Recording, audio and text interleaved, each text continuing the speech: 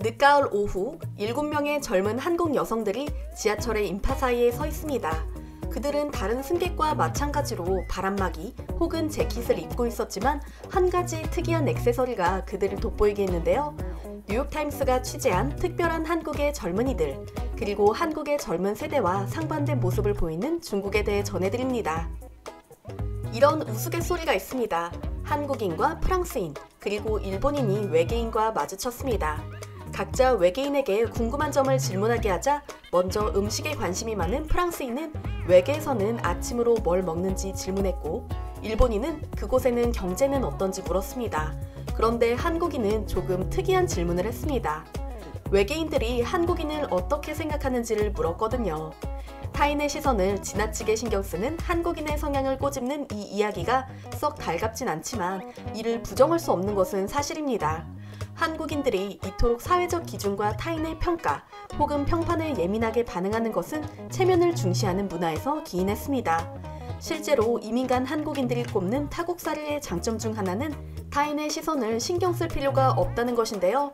미국 같은 나라에서는 옷을 아무렇게나 입고 밖에 나가도 쳐다보는 사람조차 없다는 말에 한국과의 온도차를 실감하게 되죠. 그런데 뉴욕타임스가 만난 한국의 젊은이들은 조금 달랐습니다. 뉴욕타임스는 10대에서 20대 한국인들이 남의 시선을 의식하지 않고 독립적으로 행동하고 있으며 이 때문에 공공장소에서 특이한 현상이 벌어지고 있다고 밝혔는데요. 뉴욕타임스를 깜짝 놀라게 만든 건 바로 20대 여성들의 헤어롤이었습니다. 요즘 카페나 대중교통, 거리 등 공공장소에서 앞머리를 헤어롤로 말고 있는 젊은 여성들을 흔히 볼 수 있는데요. 뉴욕타임스는 공공장소에서 헤어롤? 그들이 머리하는 방식일 뿐 이라는 제목으로 다음과 같이 이 현상을 분석했습니다.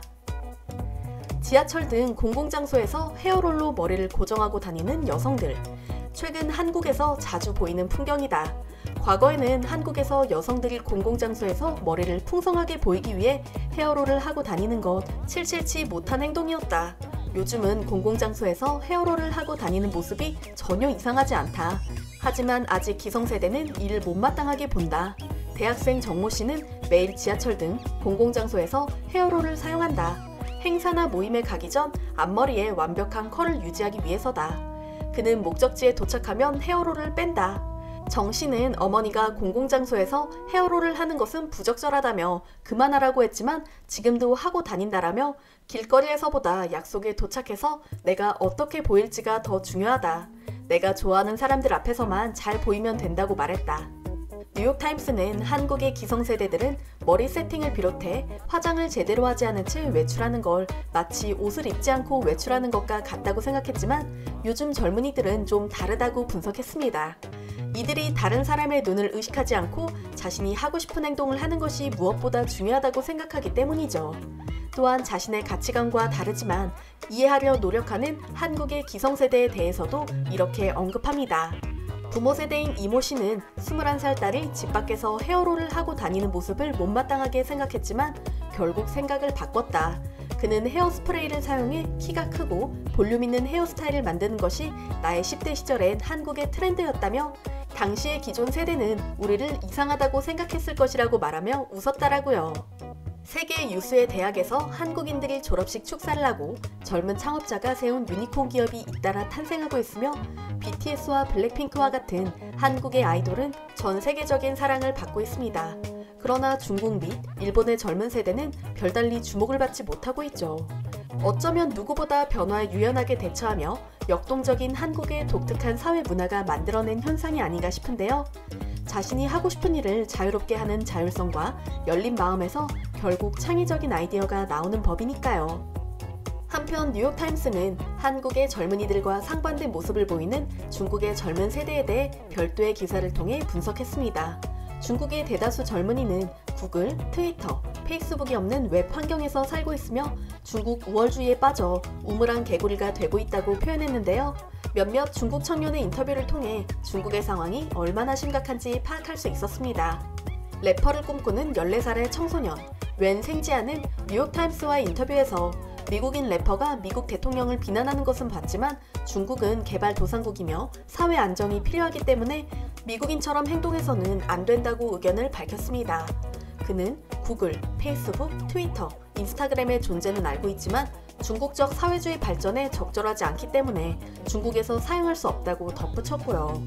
또한 베이징 인근 바오딩에서 부동산 웹사이트 운영부서에 근무하고 있는 28살의 센 아냐는 매일 저녁 스마트폰으로 한국 드라마를 2시간가량 시청하지만 해외 뉴스 앱은 이용하지 않는다고 말했는데요.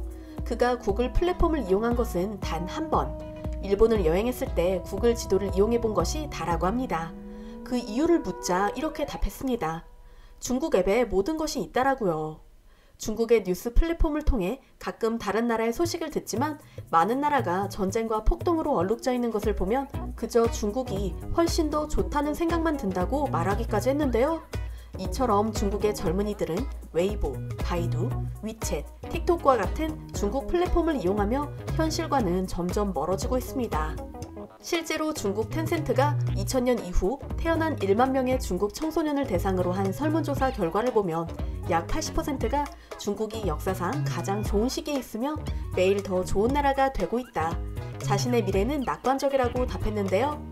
중국의 경제 상황이 극단으로 흘러가고 있는 것을 인식하지도 못하는 모습입니다. 더불어 중국 정부의 웹 검열과 규제는 더욱 심각해지고 있습니다. 중국 인터넷 규제 당국은 상반기에만 3,000개가 넘는 웹사이트의 라이선스를 중단하거나 차단했으며 검열을 어긴 젊은 세대를 무자비하게 처벌하고 있는데요. 유튜브에 중국 정부를 비판하는 동영상을 올렸다가 소리 없이 사라지는 젊은이들도 속출하고 있기 때문이죠. 이 때문인지 중국의 대학생들 또한 인터넷 검열에 무관심하거나 당국의 조치를 받아들이는 태도를 보이고 있는데요. 미국 스탠퍼드 대학과 베이징 대학의 경제학자들이 최근 베이징 거주 대학생 1,000명을 대상으로 검열을 우회할 수 있는 무료 도구를 제공했지만 거의 절반 이상의 학생들이 이용하지 않았다고 합니다.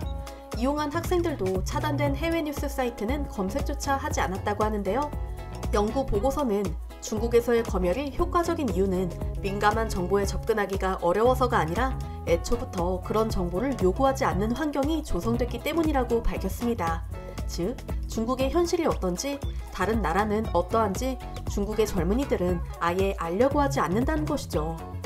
앞으로 한국과 중국 젊은이들의 격차는 더욱 심화될 것으로 예상됩니다. 사교육 금지, 게임 금지, 편협한 정보 제공 등 자율성과 창의성을 아예 원천 봉쇄해버린 중국에서 자란 젊은 세대가 과연 능력을 제대로 펼칠 수 있을까요? 빠르게 변하는 세상에서 유연하게 대처하고 있는 한국인들의 위상이 더욱 높아지길 바라며 오늘 영상은 여기에서 마치겠습니다.